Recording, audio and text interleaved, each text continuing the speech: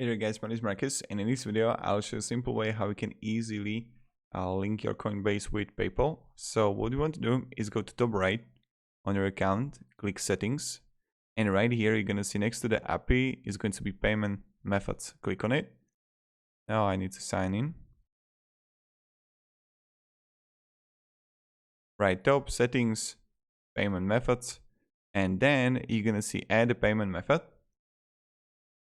And now you can simply click PayPal.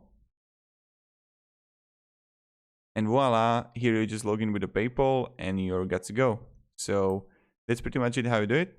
If you have any questions, guys, ask me down in comments. And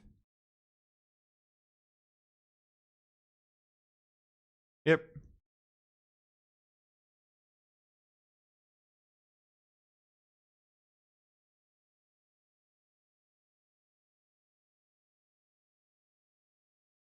Have a great day and goodbye.